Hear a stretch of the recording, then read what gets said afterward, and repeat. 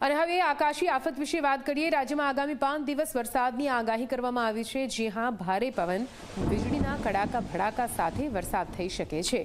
દક્ષિણ ગુજરાત અને સૌરાષ્ટ્રમાં ખાસ કરીને વરસાદની આગાહી વધુ છે। આજે ગીર સોમનાથ અને દીવમાં વરસાદની આગાહી કરાઈ છે। સુરત, નવસારી, વલસાડમાં પણ વરસાદ પડશે। વોલમાર્ક સિસ્ટમ ફેરવાઈ ગઈ છે ડિપ્રેશનમાં। દરિયો ન ખેડવા માટે માછીમારોને સૂચન કરવામાં આવ્યું છે। તો આપને જણાવી દઈએ, વોલમાર્ક સિસ્ટમ જે હવે ડિપ્રેશનમાં ફેલાય છે અને તેની અસર પૂરા ગુજરાત પર જોવા મળશે। જો કે ખાસ કરીને સૌરાષ્ટ્ર અને દક્ષિણ ગુજરાતમાં વરસાદની આગાહી કરવામાં આવી છે।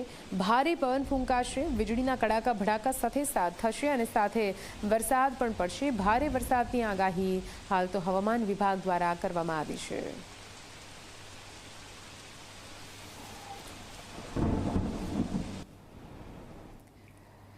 હવામાન નિષ્ણાંત અંબાલાલ પટેલે મોટી આગાહી